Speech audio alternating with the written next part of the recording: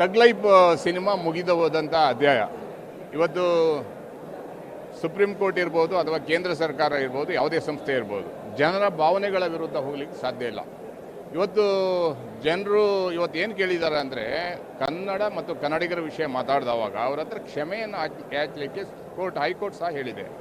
ಆದರೂ ಸಹ ಅವರ ದುರಂಕಾರ ವರ್ತನೆಯಿಂದ ಇವತ್ತು ತಗ್ ಲೈಫ್ ಸಿನಿಮಾ ಕರ್ನಾಟಕದಲ್ಲಿ ಬಿಡುಗಡೆ ಆಗಿಲ್ಲ.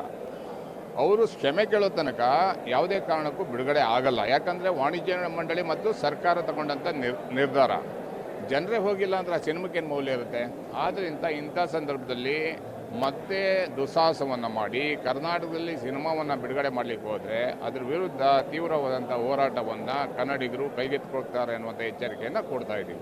ಕೆಲವೊಂದಿಷ್ಟು ಮಾಲ್ ಮಾಲೀಕರಾಗಿರ್ಬೋದು ಅಥವಾ ಚಿತ್ರಮಂದಿರದವರು ಅಂದರೆ ಏನಾದರೂ ಫಿಲ್ಮ್ ರಿಲೀಸ್ ಮಾಡಲಿಕ್ಕೆ ಮುಂದೆ ಆದರೆ ಯಾವ ರೀತಿ ಹೋರಾಟಗಳಿದೆ?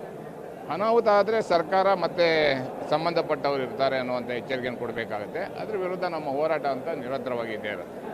ಸರ್, ಇನ್ನೂ ಕೂಡ ಅಂದರೆ 60-40 ಭಾಗ 60 ಕನ್ನಡ, ಅದು ಇನ್ನೂ ಕೂಡ ಕೆಲವೊಂದಿಷ್ಟು ಅಂಗಡಿಗಳಲ್ಲಾಗಿರ್ಬೋದು, ಕೆಲವೊಂದಿಷ್ಟು ಜಾಗಗಳಲ್ಲಿ ಆಗಿಲ್ಲ. ಈ ಒಂದು ಸರ್ಕಾರ ಕನ್ನಡ ಮಾತ್ರ ಹೇಳ್ತಾ ಇದೆ, ಆದರೆ ಎಲ್ಲೂ ನಾಮಫಲಕ ಬದಲಾವಣೆ ಆಗಿಲ್ಲ, ಕನ್ನಡಿಗರ ಸ್ಥಿತಿಗತಿಗಳ ಬದಲಾವಣೆ ಆಗಿಲ್ಲ, ಕನ್ನಡಿಗರ ಬೆಳವಣಿಗೆ ಆಗಿಲ್ಲ, ಕನ್ನಡಿಗರ ಮೇಲೆ ದಿನನಿತ್ಯ ಹಲ್ಲೆ ನಡೀತಾ ಇದೆ, ಕನ್ನಡಿಗರ ಮೇಲೆ ದಾಳಿ ನಡೀತಾ ಇದೆ, ಕನ್ನಡಿಗರ ಸಂಖ್ಯೆ ಕಮ್ಮಿ ಆಗ್ತಾ ಇದೆ, ಉದ್ಯೋಗದ ಸಮಸ್ಯೆ ಇದೆ ಕನ್ನಡಿಗರು. ಇದನ್ನೆಲ್ಲ ಸರ್ಕಾರ ಗಮನ ಹರಿಸಬೇಕನ್ನುವಂಥ ಒತ್ತಾಯವನ್ನು ಮಾಡ್ತಾ ಇದೆ.